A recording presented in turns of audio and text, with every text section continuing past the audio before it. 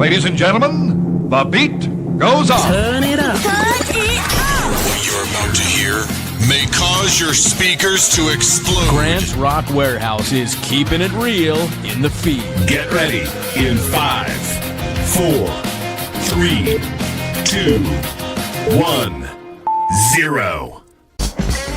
Welcome to Grant's Rock Warehouse, and we are live. I want to welcome the Wax back for another episode in No Skips, all killer and no filler. So we're picking well, actually, this is how it works, kids. Rob has 2 tracks, I have 2 tracks. We're going to combine tonight, though. But anyway, we want to hear from you. We're going to talk about albums that are all killer and no filler. Let's do it. Piling on the power chords and pure pandemonium. Grant's Rock Warehouse. 2 albums, not 2 tracks, you idiot. Grant What?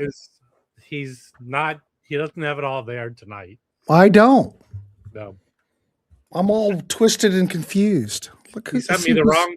Apparently, I was supposed to be on Friday Night Live chat. Yeah, I sent him the wrong link. I am on fire today. I'm all worked up. Al's here. Cretan's here. Ken's here. Ken and I are getting ready to go on a cruise together. Oh, when is that? April 1st. I'm flying to we're leaving out of Miami to go on the Little Stevens Underground Garage Tour cruise. Nice. Yeah.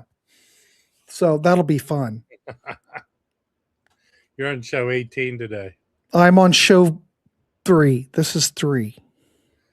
And the best. What is your best no skip album, Davey? Al wants to know. Davey, what is your favorite no skip album? Donnie says Acid does that. I'm on show number 18. I feel like it.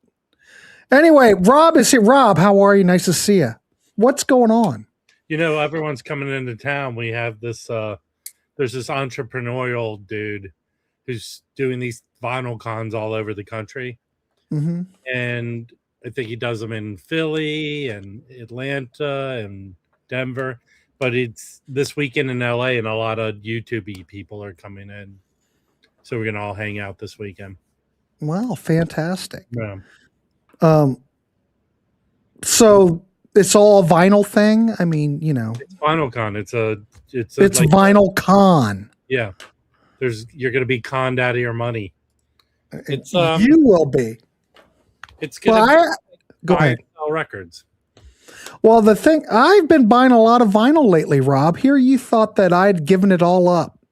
Well, I have a vinyl record everyone should pick up right now. All right, go ahead. We can talk vinyl. I mean, we really have no agenda. It's just really a show for Rob and I to shoot the shit. So anyway, go ahead. So this band, I thought I might have used this record when I had the CD. But Are you familiar with Rhino Start Your Ear Off Right series? They do it every beginning of the. So they do 2. One at the beginning of the year, Start Your Ear Off Right, where they reissue Warner titles. And then at the end of the year, they do Rocktober. So yeah, I'm familiar with more Rocktober stuff. Well, they reissued one of my favorite records of all time, the Squeeze Play. Oh, yeah, that's kind of I'm familiar with that record. That's not one of the predominant, considered the, golden era of Squeeze. Right after they had 2 hit albums. I believe they were on Geffen, and then they moved to Reprise for this. And I think it came out, there was like a UK vinyl of it. I had the CD. And it's a very personal record for Glenn Tilbrook, because it's like about his divorce, like his marriage fell apart, which is usually the basis for a lot of good people's record. Well, and Matthew Sweet Girlfriend's one. There's that Depeche Mode album that's based on that. There's a lot of records. So they put it on 2. It's mastered by Chris Bellman, and it sounds excellent. It is very good, and they put extra songs on this. But this is one of my favorite records of theirs. So that being said, they just put out a new album. Do you know about this? I do not. So apparently, Dilford and Tilbrook put together an album. Their new album are songs they wrote when they were teenagers, and they recorded them for this album. It is called Trixies, and they have a cool. If you have Apple Music, they have a cool like animated thing. And I streamed it today. It came out I think last month. Yeah, and it is excellent. It is good. In fact, they put out like their late stuff they've been putting out is fairly really good. They had a song about 10 years ago called Nirvana, and their accompanying video is excellent. But this Trixies album is good, and it's songs they wrote when they were teenagers, and they just recorded them for this album. So I saw them on the 80s cruise, and well, the 80s cruise just happened, so I guess it was a year ago. It was just two of them or the whole band? It was only one of them, because Tilbrook was sick. No, Tilbrook was there. It was the only one. Chris, yeah, and he's a little older than Tilbrook. Yeah.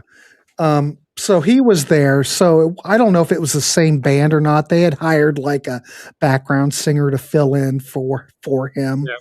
And I guess it was a girlfriend of the guitar player or something, and people were bitching about it. They were fine. It was fine. They think last year they toured with Heart, and I don't know how that worked out. I don't know about that. But yeah, Trixies is good. I think that's a good album. But this is a fantastic album, and it's available now, and it's really good. And what's that? Who pressed that? Well, it's from Rhino.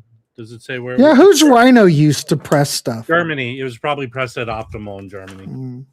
But it's Chris Bellman, and it's clean, sounds flat and nice and good. But I wonder if it's from a digital master. I don't know about that. I don't know. Yeah, but it sounds really good. So yeah, Difford was sick on my cruise. You're right, Cretin. Yeah. He was vomiting in the galley. He wasn't even on the ship. He couldn't go. Listen, don't get the oysters. No. You're on a ship. Avoid the oysters, Chris or Glenn. Hey, speaking of Dan off the charts, Dan will be on the show on Wednesday. We do a show just to give a little promo. Got 42 people watching. We're getting up there. Dan will be on the show talking about little known bands that you need to know. So Dan will have 3 different bands with 2 picks apiece, and we will go down that road. So tune in on Wednesday at 7 p.m. Eastern time. And Dan, here's some advice to you. Check the link, because Greg could be giving you a link to another stream. I gave him the wrong link because I don't know what I'm doing this evening. Yeah, I'm not very good. I'm really a piss poor host. But anyway, Wednesday equals tomorrow. Yeah, it is tomorrow. Jesus God. That's the trouble. See, I don't know what day it is, Dan, so keep me in line. That's the trouble with the week. You're a little sports guy, right? Well, not really. I like Ohio State football, but that's about it. Okay. And I'm a college basketball guy. My team's in the NCAA tournament. Right. So I always find this championship week into NCAA. I don't remember the days. It moves too fast. What is that? What is your icon? What is that? I don't know. It looks like a werewolf, rainbow werewolf? What the hell? Werewolf eating records. What the hell is with that? Hey, Rob, it's me, Mark, your friend. Didn't want you feeling left out. Oh, he doesn't feel left out. I never feel left out. I make friends everywhere. Did you hear about the meteor that landed up in Cleveland, like outside of Cleveland? Evidently was loud. No, but it makes sense, right? It does. I didn't hear anything down here in Central Ohio. It was quiet. Hopefully I'll be home. Well, Kathy, you just need to revamp your life. Get home at 7. Okay, here's the deal. Go ahead. Grant doesn't take these streams down. You can watch it at any time you want. Yeah, I don't take anything down. And it's probably you're probably better off pretending it's live. You know, if you need to type a comment, just type it somewhere. Yeah, it doesn't matter. In fact, go to Grant's Instagram and just type your comment and send it to Grant. Yeah, just do it. Or go to Facebook and just type your comment. Cretin, what is that, a basketball? No, What I the think hell? it's a meteor. That looks like a basketball going through the air. And, Anyways, go and ahead. And I hate Dayton because they're a rival. And we beat them 3 times this year. Yeah, don't mention that. I really don't care. So I heard from your buddy from Omnivore. I told him, I was giving him shit. I said, have you reached out to Grant? Because there's one album, he gave me the Record Store Day records, like, and I said he's a CD guy. Now you're telling me you're vinyl, but Well, no, this is what I've been doing. I'll tell you what I've been doing on my channel. okay. Just to let everybody know, because I like to promote shit. Yeah. I started a new series called Hometown Album, the Hometown Album Show, where I go through different hometown album projects like Columbus or Toronto or Chicago, and we play the tracks, we review it, we see, wow, we're looking for bands that might have really been something that might have missed the boat. So I've been buying all these hometown album projects because only thing I buy, Rob, when I buy stuff is mint vinyl. I'm not so concerned about the cover, but the vinyl better be nice. So I'm doing digital transfers. So I'm using my techniques, and I've got a analog digital converter. So I've converted everything over. But So it's here, been let me show you one record that they just put out that is up your alley. Do you know this Yes, band here? Maybe. Why did that album cover looks familiar? But what is it? A comp? What is it? So it's all the stuff this band ever put out. The Necessaries. Okay. Necessaries. They're power. I believe they're like power pop. They were mid '70s New York rock punk art scene. This is all their output. It's 2 LPs, all their stuff. So Brad should be sending you a CD of this. Fantastic. So, you know, like this is a Record Store Day record they have coming out. They bought a label out of Baltimore that put out all singles. They never put out full albums. But this band, Bob Brady and the Concords. Well, it looks like it's definitely a 60s band. Well, they're a blue-eyed soul band that became really popular in the northern soul scene in the UK, even though they were, it sort of sounds like a cross between Smokey Robinson and like late 60s, like Paul Revere and the Ray stuff. It's really good. This comes out Record Store Day. It's really good. So I think you like that. And they have a Muffs record coming out, a live Muffs record. Do you like the Muffs? Well, which Muffs are we talking about? There's a band out of Columbus called the Muffs, and then there's the LA Muffs. Tim Sherrick was a female lead. Okay. Because I've done a show. Well, I kind of did a show on the Muffs because they're on one of the hometown albums from like 1979. I think they were a little later than that. Yeah, this is the original Muffs that no one knows about. But anyway, I've been having fun because, you know, I get out my, I kind of gave it up, but then I thought, God, I've got all this stuff that never come out on CD. So I took the Marantz, I took the techniques. I've got a whole dedicated area where I can do transfers. So I've been doing these damn transfers and then digitizing all this vinyl so I can play it on the show. It's been kind of fun though.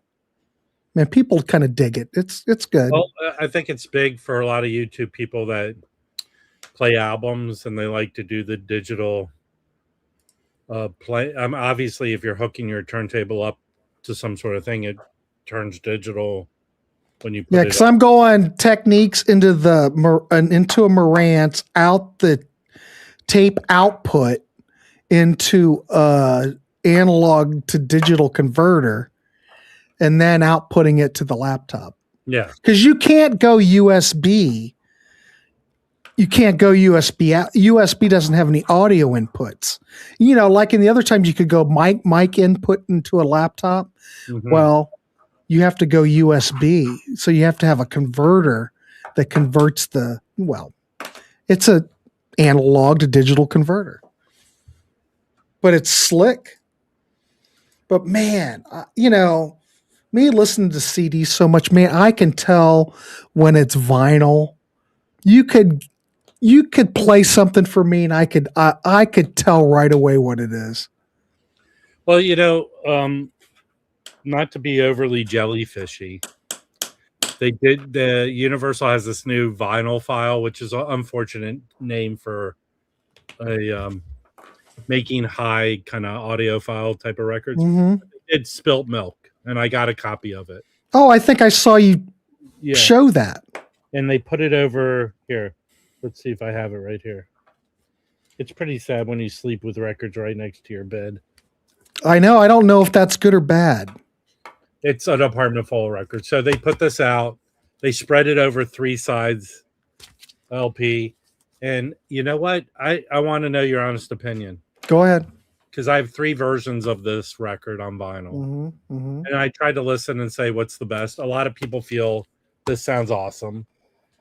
But I'm going back to the fact that the original CD sounds the best. How do you feel? The original CD mastering was fantastic. Yeah. Because I feel like this is such an overproduced record with little, like, tchotchkes, like sounds floating. And all the albums have been mastered towards the bass. Mm-hmm. And this record is a treble-y record. In the CD captures like more of the frequency response. Is that what you're trying to say, or like what? It's more balanced.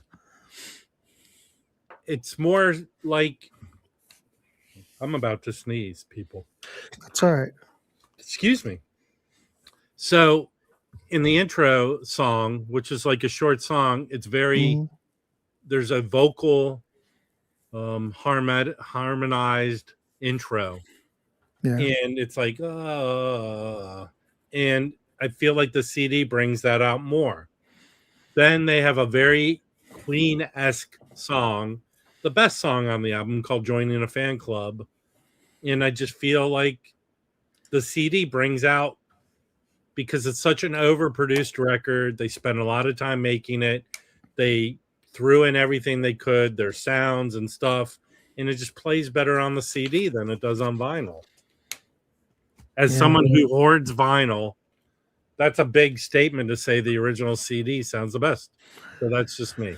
Well, I mean, just because, if I've been listening to stuff in AB and stuff, it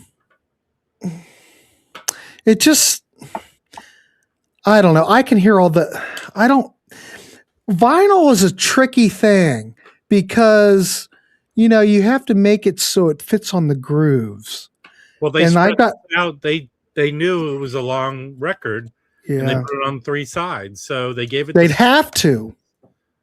They gave it the space it needs, but the guy.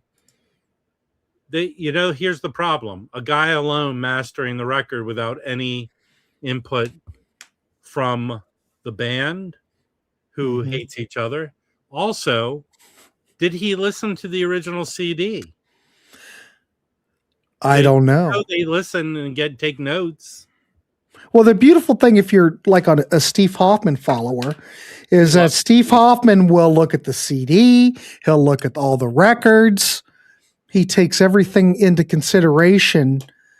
But I think pretty much when I saw that one recent interview with him on, I forget what channel that was. Oh, geez. He just did something. Steve Westman. Steve Westman's, who is a subscriber to my channel, by the way. He tries to make everything sound like how it originally came out originally. Well, there was vinyl of it originally, but it was the CD era. Everyone bought the CD. Yeah. Well, I don't even remember it coming out. That was like that was the early 90s. Vinyl, what 91 was the last time any real vinyl came out. I mean, there were trickles, like the first Foo Fighters album. What was that? 96 maybe? That came out on vinyl because I bought it when it came out, but it wasn't like, most of the pressing plants had shut down. I'll say I was used to obviously the CD of this, but this sounds damn good. This sounds really good. So, because that did come out on vinyl originally, right? There was one vinyl. I think only. Did you ever compare it? Did you ever compare it with that? No. And here's how I compare. I live in LA. I'm in my car a bunch. I'll stream it. That's how I was listening to the new Squeeze record, Trexies. So that Trexies, go listen to that Trexies record. It is good. I'm going to have to go check it out. Kathy says, what is the best sounding album in everyone's opinion that was produced perfectly? Well, are you talking mastering or are you just talking what's a perfectly produced record? I think you're getting into an area where it's all relative. I think so listen too. to music, blah, blah, blah. But I can tell you, and here's really my point of view. Obviously, part of the reason I come here with Grant and talk is I collect jazz on vinyl. That's my main genre. But I'm an old person who's lived a long life, and jazz is not my only genre I like.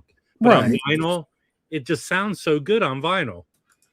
That being said, like I became friends with this guy Joey Callio in the band Dada, right? Their band.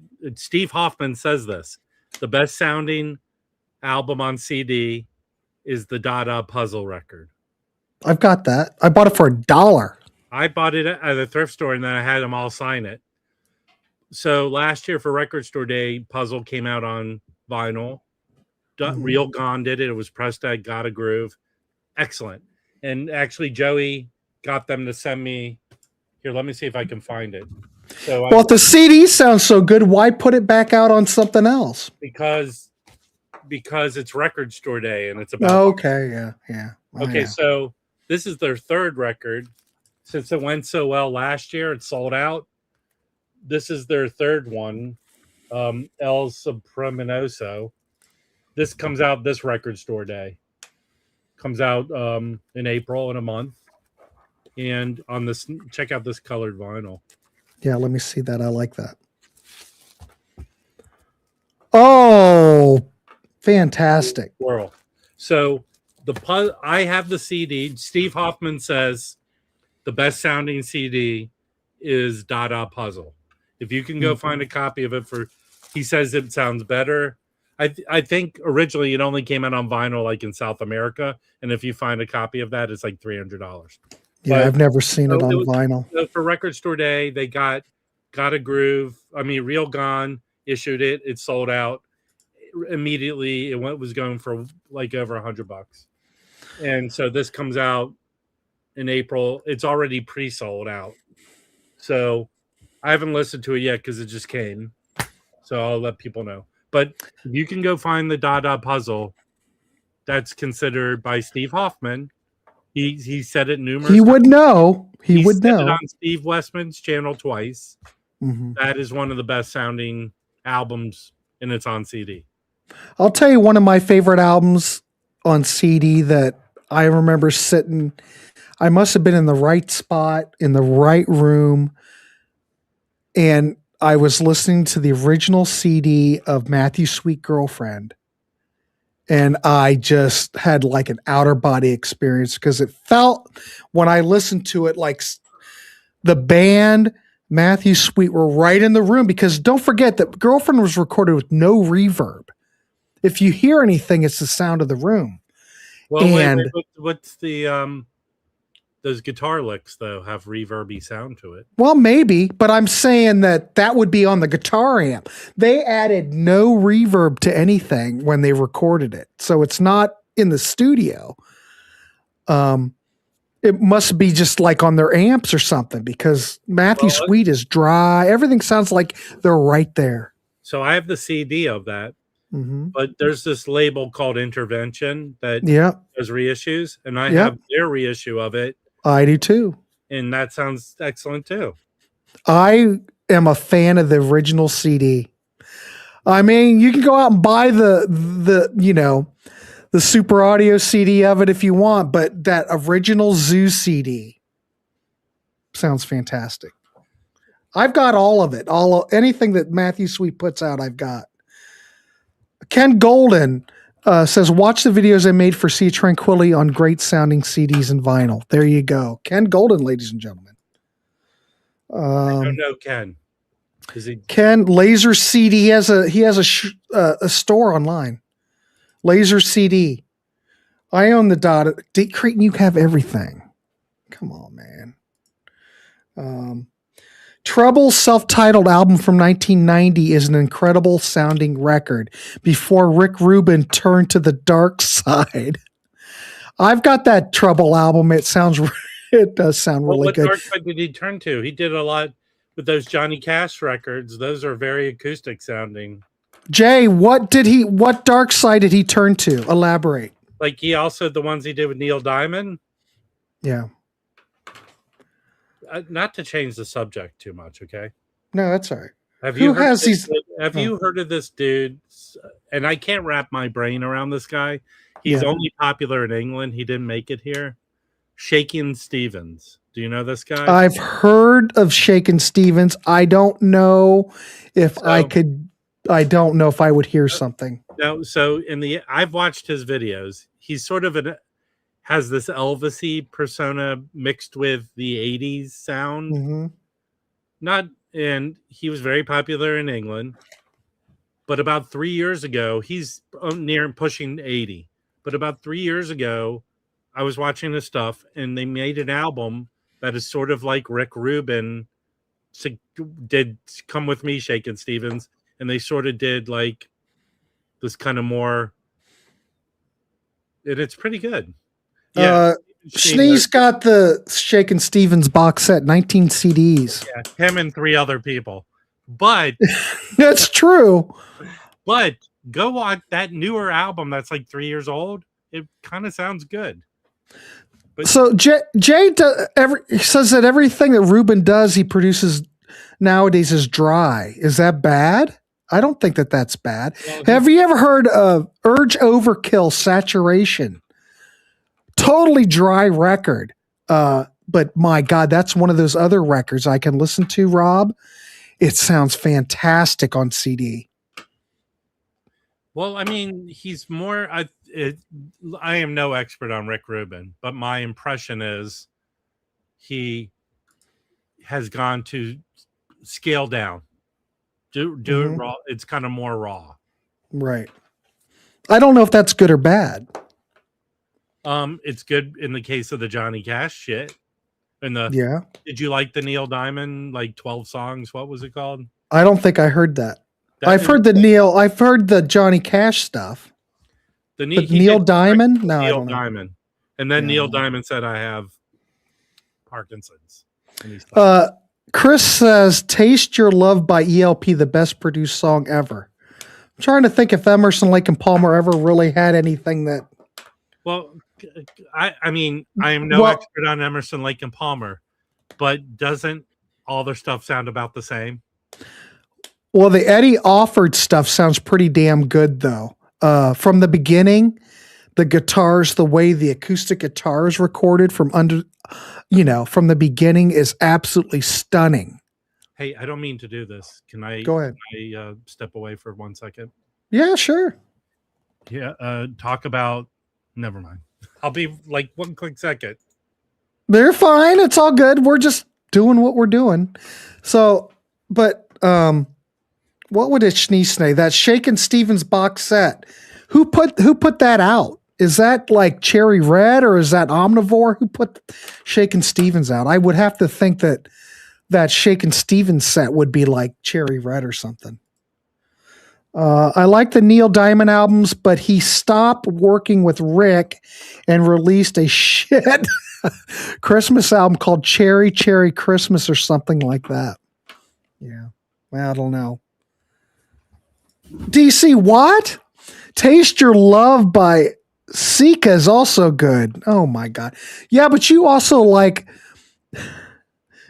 Push in the Bush. So, what are we saying? I'm back.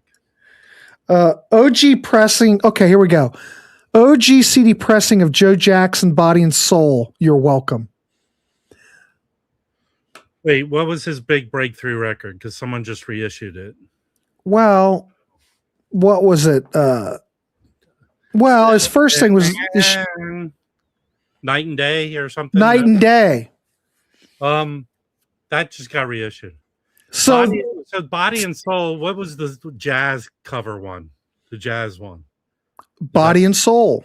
Okay, here's the thing about Body and Soul. If you bought the vinyl, it is so compressed. Like the dead wax is like 2 centimeters big. They crammed all that music on 2 sides. It does not sound good. So the vinyl of it, I can confirm, is not a good sounding record. So compressed. Maybe the CD is a lot better. Yeah, there's a lot of great old CD pressings that are phenomenal because think about it, kids. Back in the old days, before the loudness wars, they pretty much just took tapes and just digitized them. You can master them however you want. And you get a lot of stuff that's just straight off the master tape.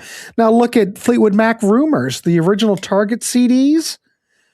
Now you can listen to the ones that came out later, and you can listen to the original West German Target CD or the Target CD made in Japan. It almost sounds like a totally different record because on some of the later reissues, they jacked up the treble so much on them that it totally sounds different. If you want to hear what Fleetwood Mac Rumors really sounds like, go back to those West German Warner Brothers Target CDs and listen to it that way. That'll show you what the damn thing really sounds like. It's fascinating. I think Kevin Gray did them. He did them at 33 and 45 at the same time. Mm-hmm. Reissues. I don't know how old they are. I don't know, 5, 6, 7 years old. I have the 33 version, and that thing kicks ass. It just sounds so vibrant. It really is very good. I've never had a CD of Rumors. Well, I'm just saying, if you want to hear what the master tapes sound like, they just did a straight.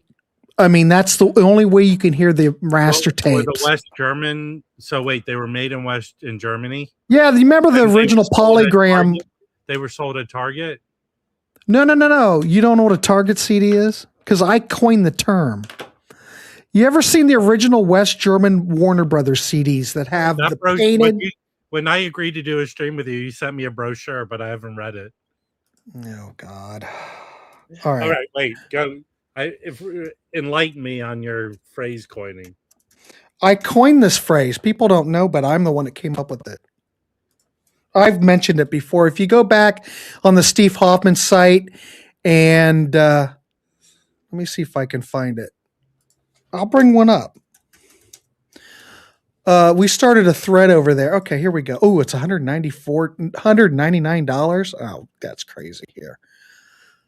All right, let me copy this. I'll put it up here. Okay, here we go. This person's out of their gourd. Okay. Just to educate people. I'm not gloating or anything, but I'm the one that coined the damn term. Well, let me know what the term means. So far, I just think you buy them on Target. No. Hold on. Oh, it didn't say. Hold on. If you coin this and register this phrase, you could be sued by Target. No, it's the design of the CD label. The original Warner Brothers CDs in the 80s. They only used this design up until probably about 1985. So you had like a couple of years before they changed to the design to look, basically. But is the boring. recording the same? Some of them. Some of them have been remastered. Here, So if I go okay, out here we go. looking for the Rumor CD tomorrow. This is the one you want. Okay. This one. Oh, that really is like the original. That's the original one. And because it looks like a Target from. Well, that's what I called it, a Target, and then it caught on. With how many people? Everybody calls them Target. The same if you're on the Shakin' Stevens box. No, but if you're on the Steve Hoffman site, you know what a Target CD is. And I was the one that coined the damn term. So you're saying a bunch of 65-year-old guys on the Steve Hoffman forum know what a Target CD is, yeah. And they're all running around going Target CD, and you gotta. It's true. I'm not gloating, but it's true. And a teenage girl's going, the ones you buy at Target. So if you want to hear what the master tapes of Rumors sound like, this is what you want. Well, this CD here. Okay, but let me help you out, Grant. Go back to that picture. Okay. So it has the little German Gemma thing in the box under. Yes. Yep. So, but those were domestic. Those were sold domestically as well. They were sold everywhere. So the mastering of this CD is just a straight tape transfer. Correct. That's what Steve Hoffman said. That's the master tape, straight transfer, no EQ. Before we meet again, I make this promise. Go ahead. I'm going to go out and find that CD of Rumors. Good luck. I'm going to report back. Okay. Cape Cod Ken loves Joe Jackson's getting all worked up. I'll tell you, is she really going out with him? Yeah, what about it? One of the best songs ever. Yeah. Oh, look at this. Depeche Commode. I own a few. Yeah, there you go. Yeah, because I coined the damn term over on Steve Hoffman in 2002. There's a thread. What? There's what? In 2002. We're going on 23 years of a coined phrase. Mm-hmm. There's a thread over there called Ooh, the Colors of the West German CDs, and that's where it all started. You know, I'm going on 2 years of a phrase. I didn't coin it, but I use it. No one remembers, though. Frankensteining. Yeah. It's when you find a cover that's in good shape, and then the record that's in good shape, and you put them together. I'm going to throw this out to you since we're yapping. Okay. You familiar with this record? I'm familiar with. Yeah, there are two other Hudson Brother records that I'm more familiar with. But this one is their masterpiece. This is a fantastic record. So when they started, they were very Beatle-esque, right? They're very Beatle-esque on here. Right, but they had that one song, You Are a Star, You Are a Superstar. What's that? Yes. Yeah. All right. That's on this one. That's on this one. Okay. Well, that's their TV show one. Well, kinda. No, they put out an album before they had a TV deal. Yeah, there's one called Hudson. Right, and that song is on that. No, this is this is on here. Okay. So here's my knowledge of the Hudson Brothers. As a little kid, they had a Saturday morning variety show. Yeah, right? I remember. Yeah. Okay, so here's the problem with growing up impartially in the 70s. Remember, your TV viewing is 78% based on what you remember, because there's really no other way to watch stuff. Right. At least until the internet started and people had recorded in some way. So all I knew, I said, didn't the Hudson Brothers have an evening show? And as my recollection is they did, after the Saturday morning show was canceled, they brought them in as a summer replacement for either Donnie Marie or another variety show. And it ran all summer in the evening, and it was more adult. Then that didn't get picked up. It just went one run. But then the UK brought the Hudson Brothers over to England, and they did a variety show there. Do you remember? Does anyone remember any of this? Well, they had the Razzle Dazzle show. That was the Saturday morning show. Mm-hmm. Then they had a summer replacement variety show in the U.S.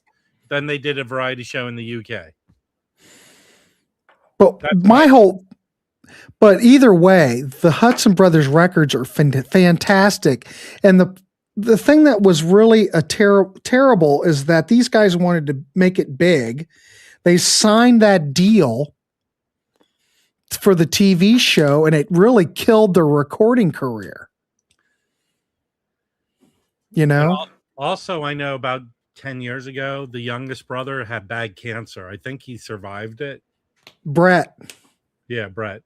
Yeah, Brett's still I've around. seen in person. I used to wait tables. The mustache. Oh, Mark, the guy that produces records. He produced the Ringo. Worked with Ringo, worked with Aerosmith. Yeah. So I've seen him in person.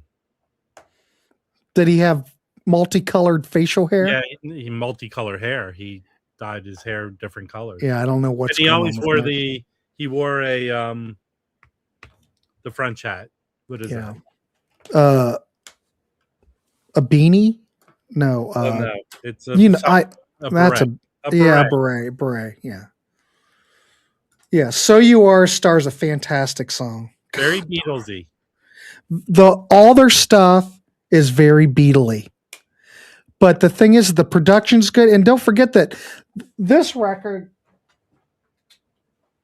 this is on Rocket Records, which was the Elton John label. Yeah. So Bernie Taupin signed them to Elton's label, and they put out 2 albums on this label. And it almost is like great on Elton's label that he'd sign anyone. Didn't he do a record with Neil Sedaka? He did Neil Sedaka. He had Cliff Richard on there. Here's another thing about Cliff. I was thinking about Cliff. But Bernie though produced this though. He did? Yeah, produced 2 of the Hudson Brothers albums, and he did fantastic work. Bruce Johnston of the Beach Boys on here and did some vocal arranging.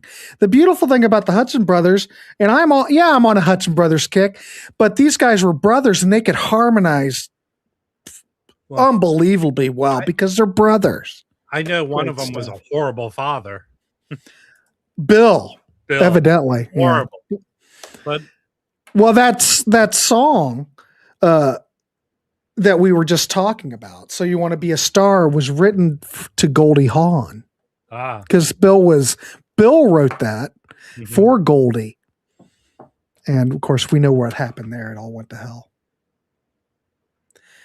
Yeah, see, Steven's got the Hudson Brothers CD. Yeah, see, I wouldn't recommend that. You're better off sticking with the original vinyl because that's a bad needle drop set. And that's gray area. That's a bootleg pretty much. Yeah, I'd keep away from that.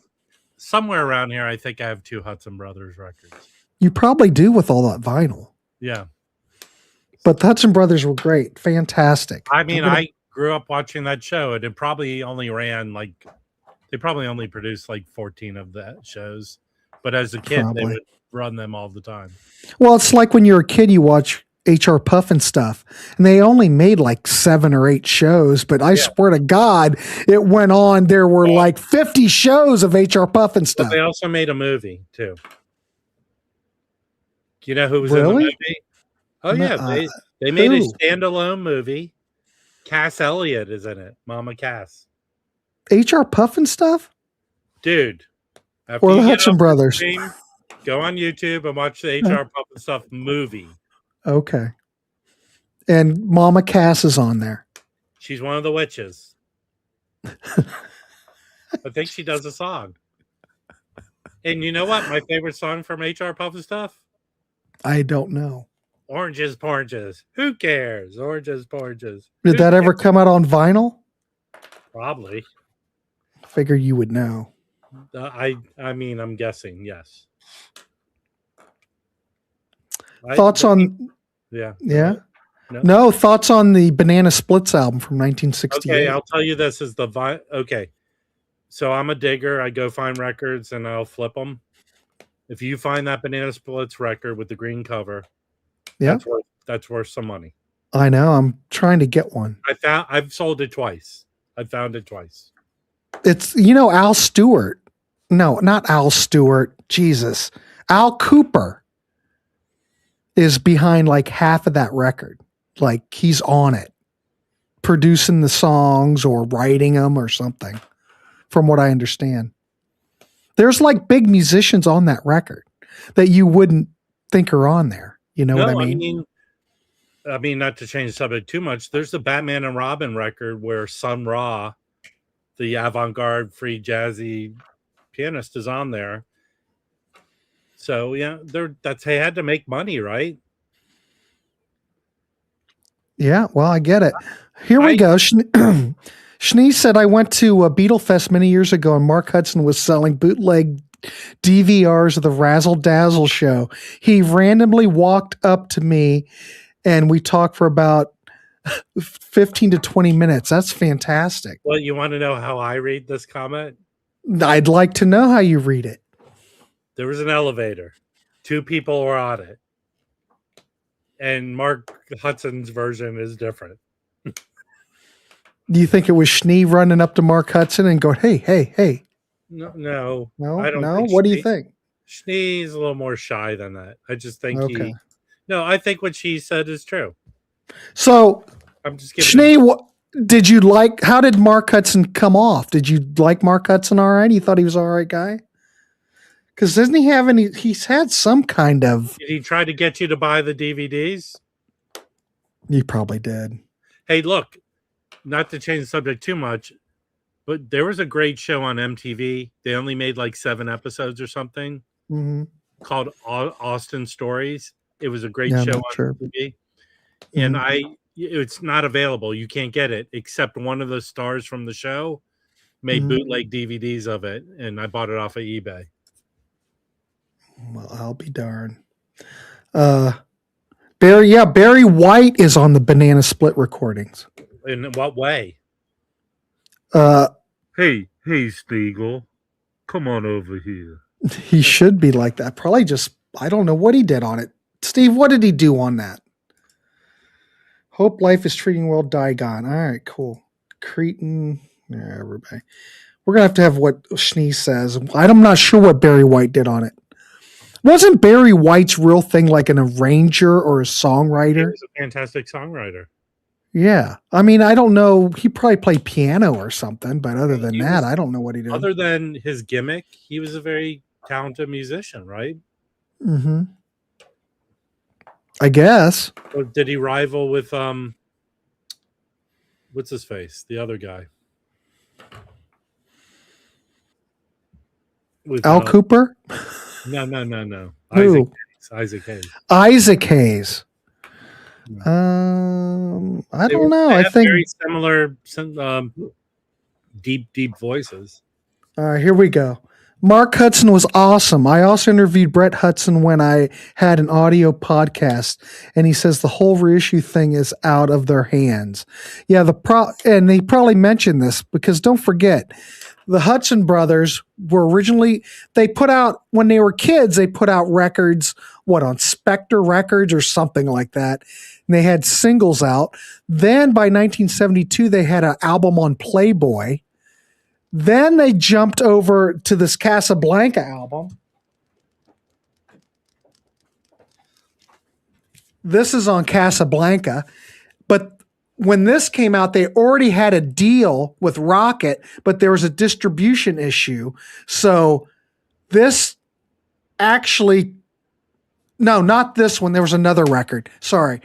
But they already had signed a contract with Rocket, but even though they didn't have distribution, they ended up putting this record out on Casablanca.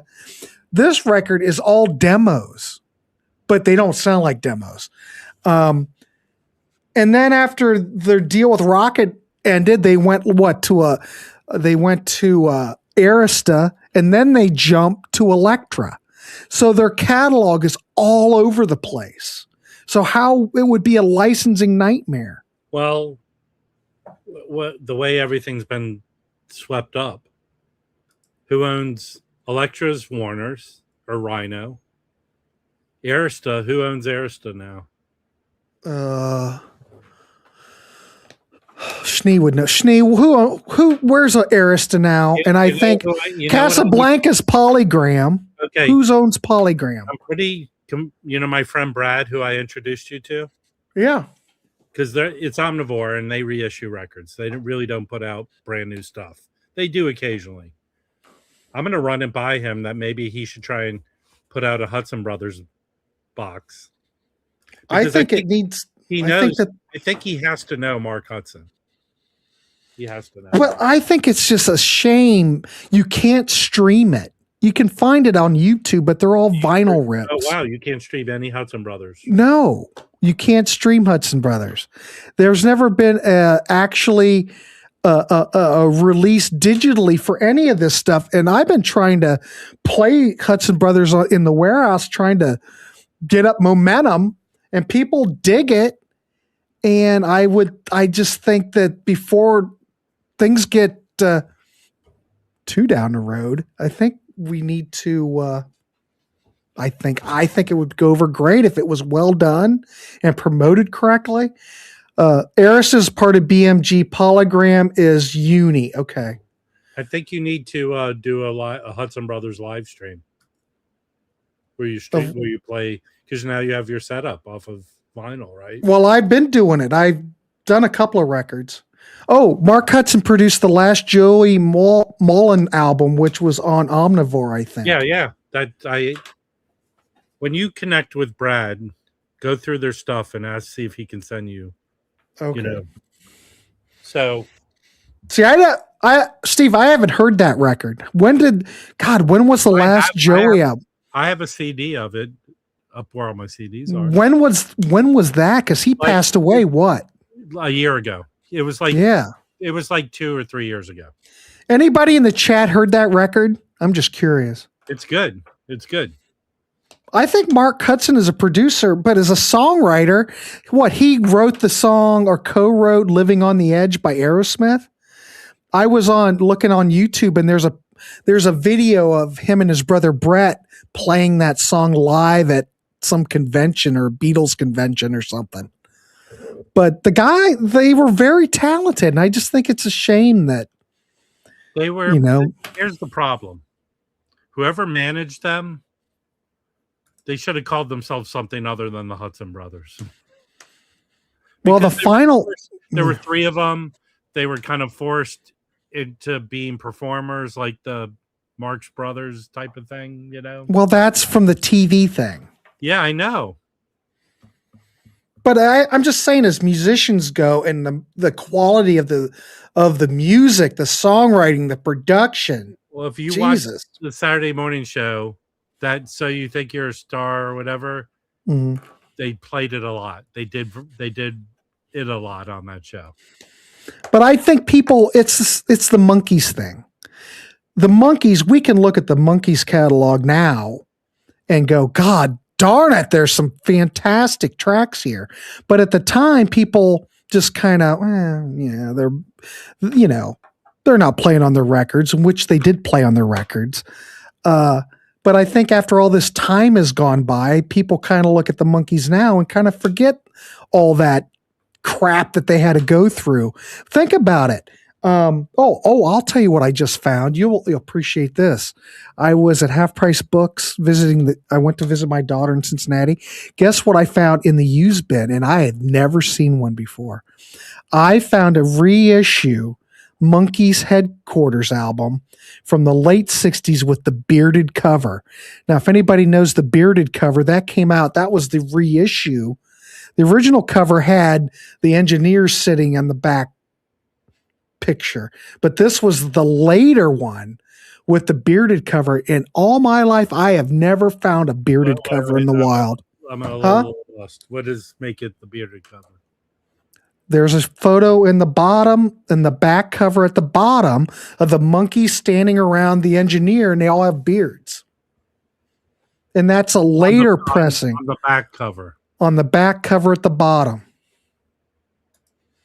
Just look up Monkees bearded cover. Did they decide okay on this one, we'll put that picture. I have no idea. I'd have to talk to Cold Gems. I have no idea. But that's how you can tell if it was a later press, probably like 68, 69, because they probably repressed it. And it's a mono copy too, which I was surprised to see. Okay. The stereo one doesn't go for that much. Mono bearded?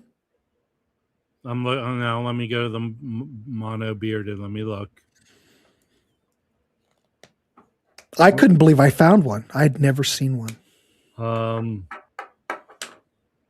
Here. It might not be anything. How much was it for? Like $15? No, I got it for $4, $3, $3.95. All right, the mono bearded. How much do you think it goes for? Oh, I don't know. $20. No, medium's $35. Oh, good. What condition? Well, then I got a deal. Because it's records. When you find them, they're not in good shape. I would say it's VG plus, and it's mono, so it won't be noisy. So you could probably sell for $50. Yeah, I'm just gonna keep it. I'm not selling much anymore, Rob. I just keep shit. That's the way my brain works. I'm a Jew. It's all about the money. I know. I understand. No, but it took me all these years to find a Bearded Monkeys album in mono. How long do you know about it? Oh, I've known about it for years.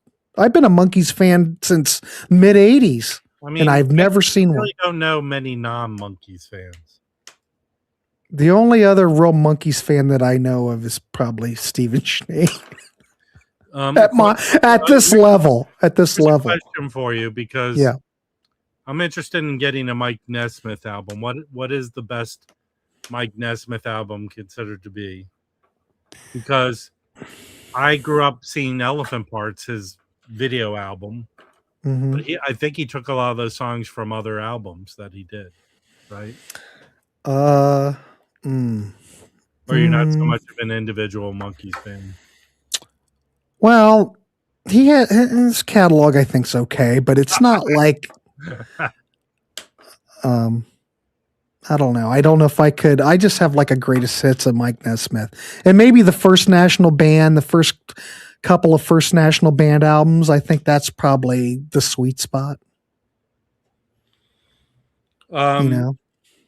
But I mean, I look at Monkeys records, and I swear I've only found one record in really decent shape. They're mostly loved and played a lot and scratched up. Yeah, that's when here we go. Ken saying Mike Nesmith at live at Peleus is very good. Is that right? Peleus? But I know that record, but I don't think I've heard it. Is anyone here familiar with Elephant Parts? The first long form video album to win a Grammy? Yeah. But I thought a lot of the songs on there were taken from a bunch of different of his albums. Maybe. I think his First National Band stuff, the stuff that is really thought to be like the pinnacle, I think. Oh, here we go. Nesmith solo albums are all over the map. There are some best ofs that feature the early years. I've got that one. And one Rhino comp called The Later Stuff.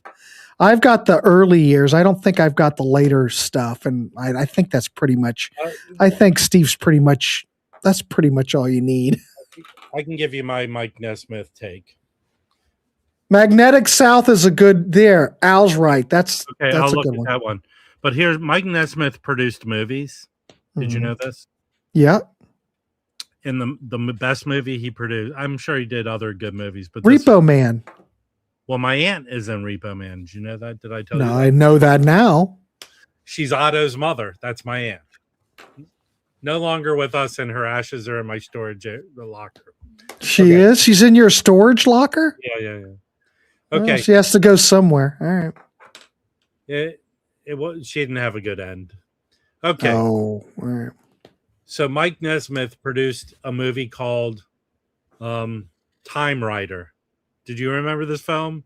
It ran on Time Rider all the time. Sam, what's his face? The guy who's Remo Williams. he plays a motorcycle racer, and he's with a bunch of people that are testing out this kind of technologically futuristic motorcycle. And for some magical reason, they're in the desert riding it, and he gets sent back in time to Western times. That movie is awesome, and Mike Nesmith produced it. He produced the Fish Heads video. Time Rider is a Time good Rider movie. was a great movie. Great movie. I'm not sure I ever saw Time Rider. Maybe I've seen bits and pieces of it. It is a good movie because that guy, the Remo Williams guy, what's his name? Sam something. Sam Shepard? Wait, I'm wrong. Fred Ward. Fred Okay. Ward. Fred Ward. Such a good actor that he makes that movie work. I'll have to check it out. I have not. Maybe I've seen bits and pieces. I don't know. I think it was directed by Matthew, the guy who directed Harry and the Hendersons. I think it's the same director. Harry and the Hendersons. Harry and the Hendersons. Well, that means a lot. Okay. Sam Raimi. Here's anyone who puts down Harry and the Hendersons. I don't think I've seen it. That means if John Lithgow is in that film and he's good, he can do anything, John Lithgow. Yeah, I saw a clip. What's that show that's based on like Fox News or something? And he's like, what's his name? All big and fat. And yeah, he was good in that too. Oh, he played the Who was the guy head of Fox News? Roger Ailes. Roger Ailes. Roger Ailes. And he made what? Lift your skirt up a little bit more. Yeah, he's the sexual harasser. A little bit more. And he's going to be Dumbledore in the TV show. Is he? Yeah. He could do it 100%. I think you're right. He could do anything. And there's nothing. The fact, if you watch that Third Rock from the Sun, means he'll do anything if it's quality. See, I never got into that show. I just thought it was kind of stupid. You go and watch it just for his performance. Oh, here we go. Al's going Time Bandits is a good movie too. That was produced by the Beatle. George Harrison Produced that, yeah. Okay, let's just type in random names, people. That's what Cretan does. Cretan calls out Cretan.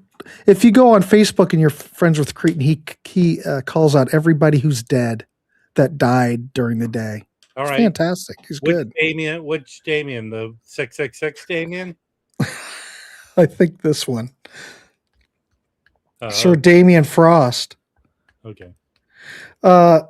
Is there a picture of Mike Nesmith or Rick Nielsen without it? Yeah, there's. Well, yeah, there's Chris. There's tons of Mike Nesmith pictures. Mike Nesmith had a gorgeous head of hair till the day he died. No, he didn't. He was all practically bald when he died. No, I'm wrong about that. Rick Nielsen, though, look at pictures. He was going bald, but there hasn't been a picture of Rick Nielsen without a hat since 1970. There are pictures of him without a hat in 76 right before they got signed to Epic. And they hadn't had their shtick together where he's the Bowery boy and dressed up all weird. He's just pretty regular, but he wasn't wearing a hat then. You know, from the get-go, when I was a little kid, that's sort of when Cheap Trick came on the scene. And I remember getting out of a box of cereal, a flexi disc with I Want You to Want Me. Do you remember that? Yeah. The I Want You to Want Me single that was in a box of cereal. But yeah, he had long hair, but Rick Nielsen never had really good hair. No, I'm just saying. But the funny thing about as a little kid looking at Cheap Trick is the dynamic of two good-looking guys and two dumpy guys. There's Rick without his hat. He must be a teenager then. That's 1976, I think. Maybe 75. Because it has to be 76 because Robin Zander's on the right. So I think this is 76. So there you go. Do you believe they did Bunny Carlos wrong? or he did himself in? He did himself in because he wanted to tour, and I think he did himself in. And, he thought it was crazy that Robin Zander... Why do I have that up still? I like Bunny Carlos. I don't have a problem with Bunny Carlos, but he wanted to tour, and Robin Zander wanted to drive his kid to school.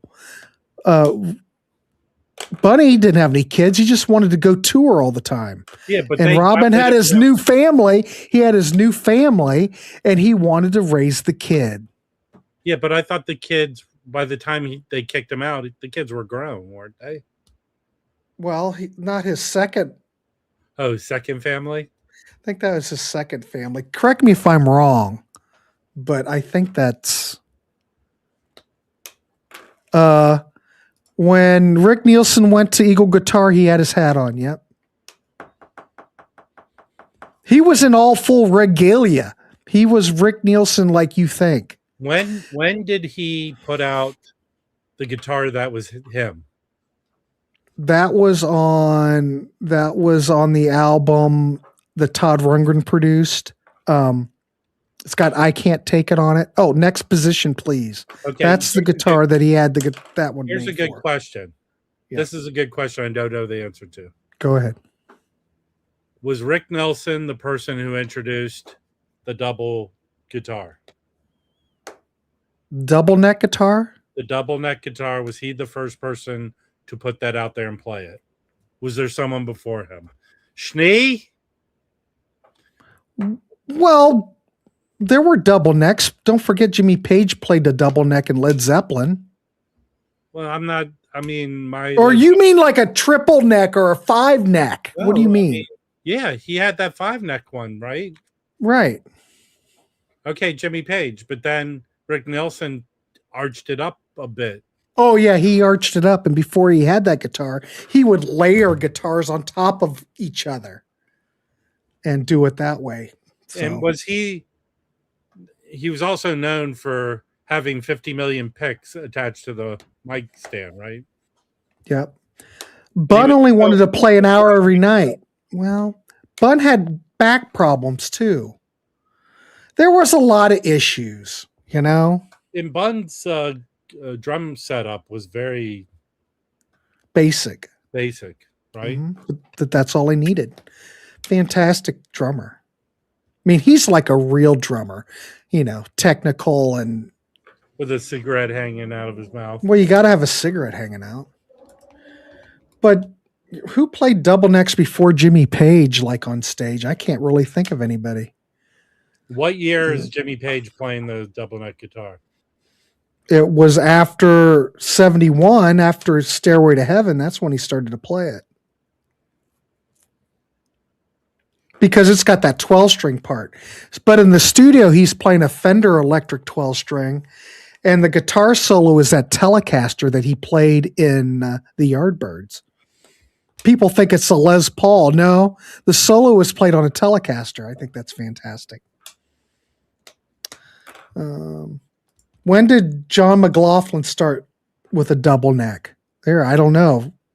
Rob, you probably know. You don't know? 72, 73? I have some of his stuff, but I don't. I don't know enough of how he played. Yeah, I don't know. Stuff. Yeah, loudest concert I ever was Cheap Trick 79. I bet it was. I saw Cheap Trick in Vegas. Ooh, listen to that. Chris Flood says Bun is still better than Bonham and Pert. Yes, I said it. Do you remember this? Mm. Cheap Trick did a residency in Vegas, right? They did Pepper. Yep. Where they played Sgt. Pepper. That's what they did. Mm-hmm. I think they put out a recording of it. They did. Yeah. I don't think I've ever heard it. It's good. It's good. But if anybody could do it, they could do it. Well, they're very Beatle-esque in their... If you want my love, you got it. Yeah, that's very Beatle-esque. Well, they love the Beatles, but they liked all the British invasion stuff. They liked the Move. They liked the Yardbirds, anything in that vein. They liked all that stuff. Larry Collins played a double neck guitar in the 50s. Oh, yeah. He played a Mosrite. Who's Larry Collins? He had an act with his sister. What were they called? The Collins twins or the Collins? Did he perform on Lawrence Welk? Yeah. I'm sure he did. Yeah. But he had a double neck Mosrite.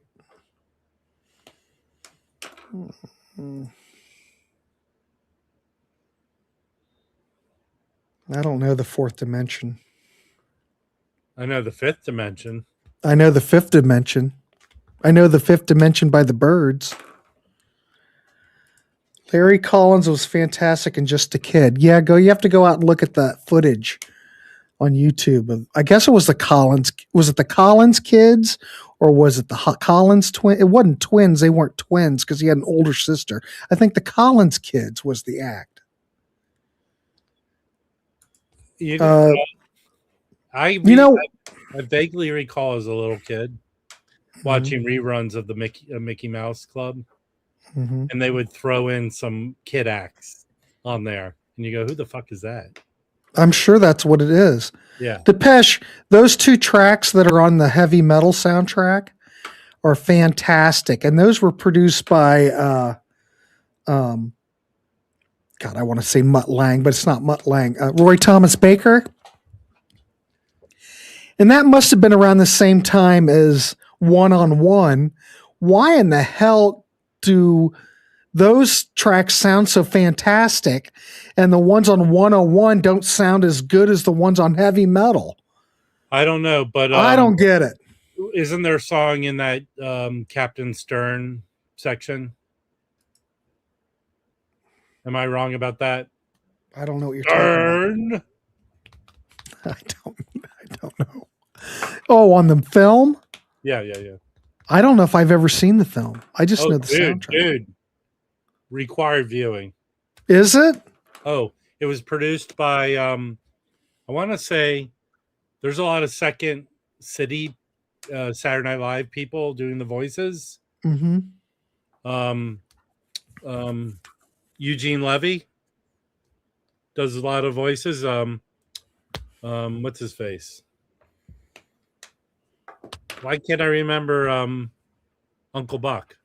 John Candy. He does voices on there.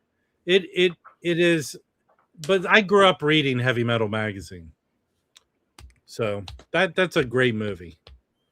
I'm gonna have to. I gotta check it out. You have the soundtrack, I'm guessing. No, I do have the soundtrack, but I've never watched the film. The film is must own. But I thought it was like a midnight movie type of film that you'd have to go obliterate it or on LSD or something. So the stories were lifted from Heavy Metal magazine, and there are 3 main stories. There's a 4. There's a thing that connects all the stories, but it's excellent. And if you want to see animated people having sex, come on. Well, who doesn't? Like, here's my story. You want to hear my sad life as a kid? If we're going down that road, sure. Heavy Metal comes out 81, I think. I'm barely 14, maybe still 13. I want to see the movie desperately. So my dad says, have your brother take you. My brother is 6 years older than me. So he was like 18, 19. He brings me to, this shows you how shitty my brother was. Brings me to the theater and they go, well, it's rated R. Are you a guardian or parent? My brother could have said, yeah, I'm his guardian. He goes, no, I'm just his brother. And he goes, well, you can't get in. He's not your guardian. Here's what my brother did. My brother went in and watched it and just left me outside. That's how horrible he was. Well, that sounds like a typical older brother thing. He was 6 years older than me. It's not like we were like, hey, roommates. I'm just saying. Yeah, leave the little bastard out front. What a horrible thing my brother did to me. He did worse things to me, believe it or not. But that wasn't good. I was so upset. He could have just said, yeah, I'm his guardian. He could have done that. He could have. It would have changed my life. That is the defining thing. My life would be so much different than it is now that I got to go in. I wouldn't be speaking to you, Grant. I'd be Probably not. Be a better person than I am now. Yeah. That ruined the rest of my life. I get it. I can feel your pain. Here we go. Did he spend your ticket money too? Probably. Bastard. If they served beer there, he would have bought one. Because he could have done it then. He could have drank that. He didn't. He was 18 when it was legal to drink at 18. Me too. I knew. It was great.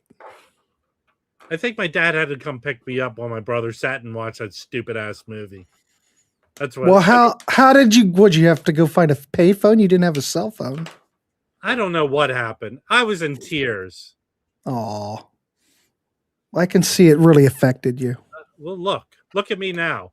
I know. Not much of a person now. This is what happened because of it. Right. Yeah, I'm pinpointing that right there. Well, there you go. That was the downfall of my life. I had to wait. Here's how I had to wait a couple years. Does everyone remember people who couldn't get cable TV got these short circuit TV boxes? So in DC, the channel, because they broadcasted them at night on UHF channels, and you needed the box to decode it. So my friend had Super TV that was in DC. Super TV. Super TV. And my buddy would just videotape everything on there and give me the tapes. So that's when I saw heavy metal. I just remember where I grew up, we only had 13 channels. Eventually they upped it, and there was like that box that would sit on your TV, and it was brown and had the push buttons. Yeah, that was cable. Yeah, it was cable. But I mean, originally our cable only went to 13 channels. And then they opted up to whatever more. But I remember we had cable. We didn't get cable until we always had cable at my house from what I remember, but it only went to 13 channels. We always had cable. My life was ruined by the movie Heavy Metal. That'll be in my memoirs. Empty glass. Me and my friends snuck into heavy metal at 14 or so. The usher came and pulled us out. Had to go see 9 to 5 instead. Well, I'll tell you this. Kid.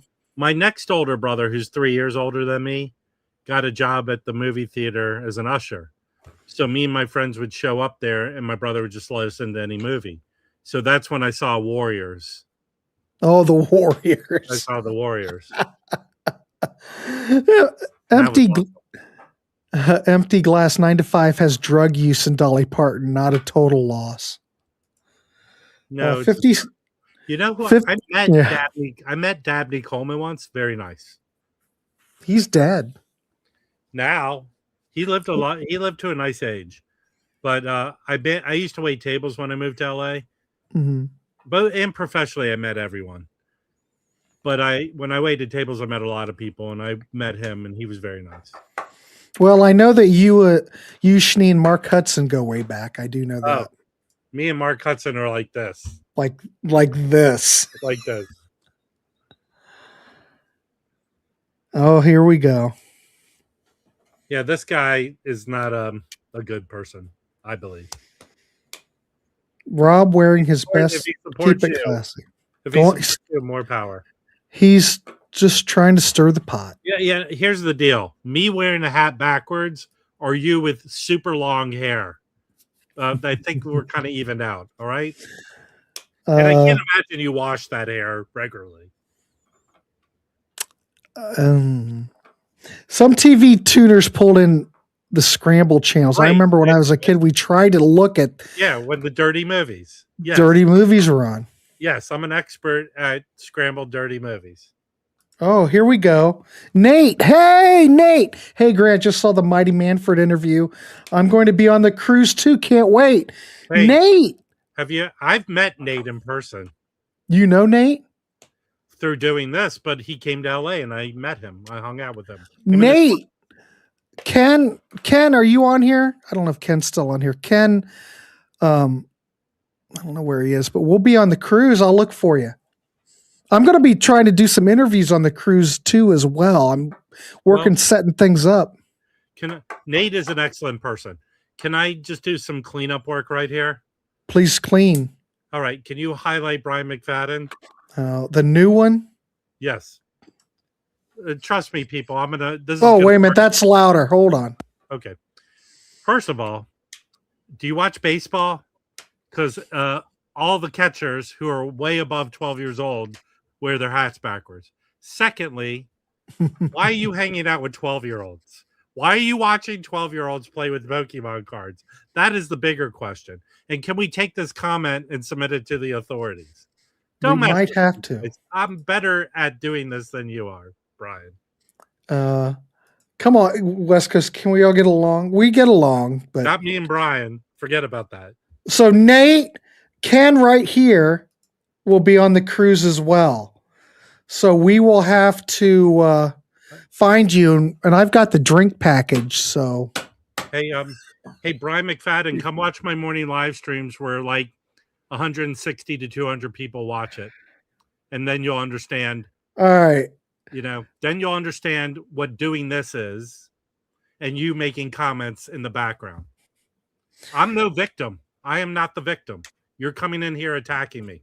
Not a victim. Don't attack Brian, or I'll just throw your ass off. Yeah, dude. So play good.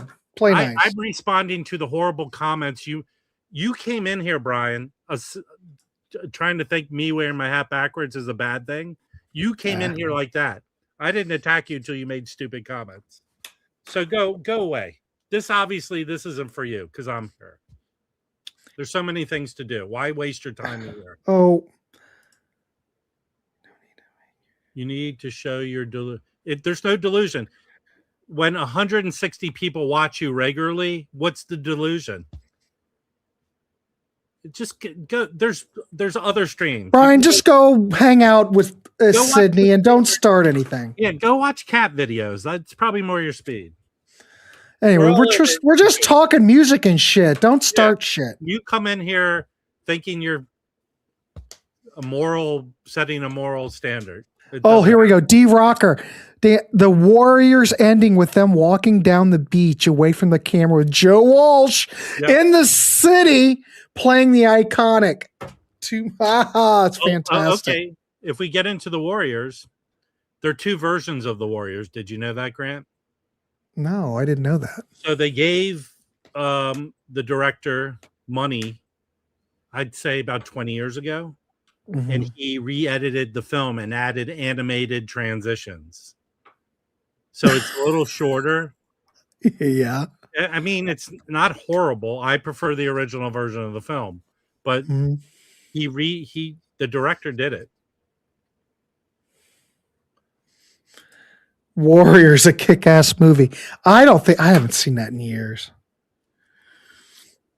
Yvonne, there's always peace here in the warehouse. Yeah.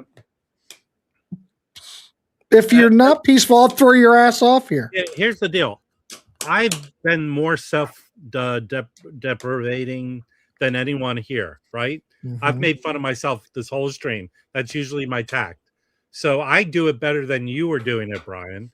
And no one else here... whatever. It's fine. Don't waste your energy. I mean, you're the guest, and I'm just saying. We're just here to have. I don't put up with it. Yeah, that's all we're doing. Yeah. Cape Cod Ken's never seen the Warriors. Well, it's probably time. What? I've never seen it either. R-rated movies, Ken? Ken's not quite yet old enough for that. I'll tell you this, okay? So the director of that film, because I'm old and feeble-minded, I think you should just, thank you. He can't. I'm not putting up with it. Thank you. Okay, and I'm sorry I went down. No, you're fine. Okay, so the director of Warriors, help me out, Schnee, because I'm not looking at my phone. I don't know where Schnee is. Schnee, you still here? Okay. Walter Hill, who has made more than 10 classic movies, right? And he started as a writer. He wrote Hickey and Boggs. Do you know the Hickey and Boggs movie? No, I don't. It's right after I Spy was canceled. Bill Cosby and Robert Culp wanted to do a movie. And Robert Culp, it's the only movie he ever directed. Robert Culp directed this movie, and it was written by Walter Hill. It's basically the original Lethal Weapon. Hickey and Boggs. Well, it's an excellent movie. Go watch it. All right, cool. Yeah, Ken's 67. Watch The Warriors. It's such a good movie. Ken's retired. He has plenty of time to go watch The Warriors. Well, you are old, Ken. I'm sorry for that. But go watch You are old. But The whatever. Warriors is like a Culp. It really is a good representation of that period of time. You know what I mean? Mm-hmm. And you know you've seen The Warriors, right? Am I wrong, Grant? Well, I've seen clips. If I remember correctly, I saw The Warriors when it came out. I haven't seen it since. So in the movie, it's kind of pressed along the story with a DJ, and you only see her lips talking. Mm-hmm. Lynn Thinkpen, who passed away, great actress. That was her. Never too late for The Warriors. No. Warriors, come out. D-Rocker says, go watch The Warriors. If you've never seen it, you will never forget it. Well, If you've ever seen it. It's very fantasy-like because here's the storyline. Shit, now I want to go see it again. Here's the storyline. All the gangs in New York come together. This one gang leader brings them together to kind of say, we own this city, we can control it over the cops and everything. And then one of the gangs pulls out a gun and kills him. And they blame the Warriors. So the whole movie is all the gangs chasing the Warriors. And the Warriors are a Long Island. They're from Coney Island. Mm-hmm. They have to get back to their turf. So the whole night they're fighting off all these other gangs. And the gangs are very, like, the best scene is the baseball fury. There's all these gangs dressed up as baseball players. It is. Ted, now I'm going to have to watch it. Has it. that song at the end, the Joe Walsh song. I'm going to have to watch it now. You got me all worked up. But there are two versions. Don't watch the animated. Well, how do I know which one's which? And you most probably will find the original version. Can you dig it? I knew you could. Yeah. Oh, fantastic. All right. I guess I'm going to watch. Damn it. You got me all worked up. What time is it? 1:27. Rob, we should probably wrap this dog up.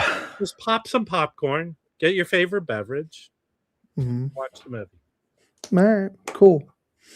So before we wrap this up, see, the show has morphed into something that it originally was.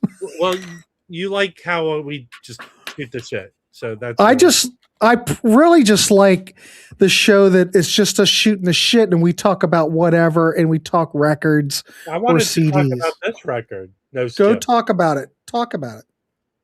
Well, we've been on too long. But Okay, we can do it next time. Save it for the next one because I All love right. this record. And then All right, this we'll talk about it. I was gonna womp womp womp womp womp womp womp womp. See, the show is that loose, ladies and gentlemen. So should wrap it up. I've been on shows for 4 hours. Oh, I'm sorry. No, you're all right. It's fine. DC, I don't know if DC's still here, but Byron's here. Oh, Byron loves Xanadu. Byron, do you have it or you love it? Do you like that record? I grew up having the Olivia Newton-John Physical poster on my wall. Oh, I have a story about Physical that I've mentioned before. Did you ever see Olivia? Okay, before we wrap this up, I've seen Olivia. Okay, now Olivia Newton-John appeared on the show Solid Gold at the time Physical was out. Yes. And she had her little leotard and her little leg warmers. Yes. And she had the band. And it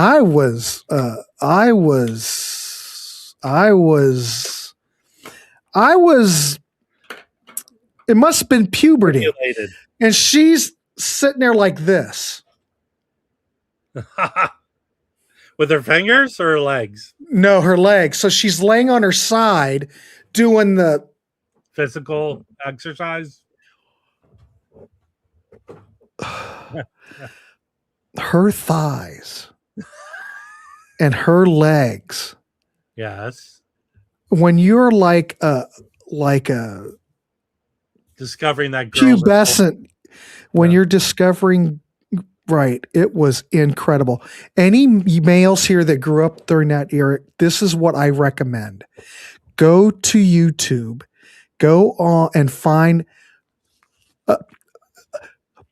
Olivia Newton-John on Solid Gold doing physical. All right, can I help you? Do it. Go do it after this is over. Can I help you? I can. Yes. I can bring all this around to the essence of Grant with this one comment. Go ahead. So they reissued Physical, the album, about 3 or 4 years ago in a CD. Do you remember this at all, Grant? I don't know. In the box for the anniversary reissue was a remastered of the album. Yes. But also the thing that got me going as a prepubescent kid with Olivia is she did a TV special on ABC, the Physical album. Mm-hmm. And again, like I told you back in those days, can you time him out again because he is he back? Yeah. I thought you should just block him completely. I can always let him back in. Goodbye. I don't want Hey, you make stupid comments, you have the results. Okay. So this collectors, they put the Physical special DVD inside this box, Graham. Mm-hmm. Yes, go on. So forget about your Solid Gold. Oh no, because I'm going to bring it up and we're going to put it on the screen. Go ahead. No, I understand. Get the DVD of the Physical special that was on, because it's basically a video album. It's in that Physical collection. I know you're having trouble saying it. It must be something. Well, here's my story. So I live here in Santa Monica. There's a place called the 3rd Street Promenade. It used to be really crowded with people on a weekend night. I was down there once. I'm standing there. I turned to my left, and guess who's standing right next to me? Olivia Newton-John. Exactly. Oh, God. May she rest in peace. Here, let's bring it up real quick. We have time. Let me see if this is a better copy. This looks better. Okay. I gotta share this with the class. I can't help myself. How do I? Oh, I know how to do it. Okay, here we go. Check this out. So, oh God, I don't know if we can hear it. Can you hear that? Yeah, a little bit. Yes. Hey, the Solid Gold dance. Cancer Gene. Yeah. Was a big hit for Olivia. Oh no, madam. Now the flagpole is. That's Marilyn McCoo. Yeah, but madam, the puppet. Why is that still? Where's your money, Marty? Oh God. Anyway, there you go. Now we can end it. Oh, it's fantastic. But you see, when you're a young wee boy, pubescent, and you see Olivia doing what she was doing, it has an effect. Well, think about this. We had it so much better than our parents. Because back in the day, like, oh, she's showing her ankle and your dad's got hot. But we got to see Olivia be bendy with her thighs. It's incredible footage. But I'll tell you, the Solid Gold dancers, there are a few of them that are in the memory bank. Well, the one that I liked was the brunette. Yep. And the brunette that stood on the right-hand side when you're watching. Yeah. She was fantastic. The best one. Best one of them all. I don't know if I can find her. Ooh, look, Styx Paradise. They're doing a countdown. Oh, look at this. Oh, no. Grant has his rest of his evening. Hold on. Here.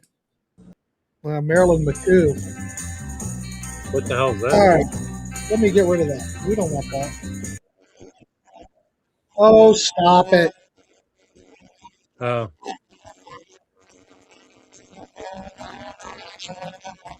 Uh-oh. Hold on. What is making that noise? I don't know. Maybe you have the window open. Or you're picking up the neighbor's Oh, sorry about that. Anyway, Olivia. All right, are we good?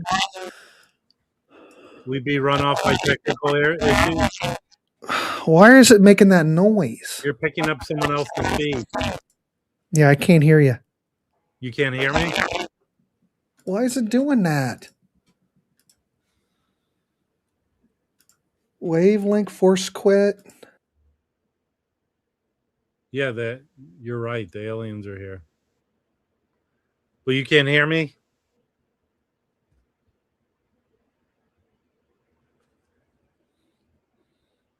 Now I can't hear you. I can't hear you. Maybe we should just end the stream on happy notes so all the little girls and boys can go I've got to go. nighty-night. I've got to go drain. Anyway, there you go. It's back. Hey, everybody. I want to appreciate what a great show. The show, you never know what we're going to do on the show. We went 40 minutes long. We found enough nonsense to talk about. Yeah, we just talk about nonsense. We didn't really talk about no skips. No. All right, kids. We will be back next month. See everybody. Rob, take it easy. Keep it clean. Yes. Yes. And everybody, we will be back tomorrow. Oh, 7:00. Don't forget Little No Mans That You Should Know, 7 p.m. We will be back here live. All right. See everybody. Good night.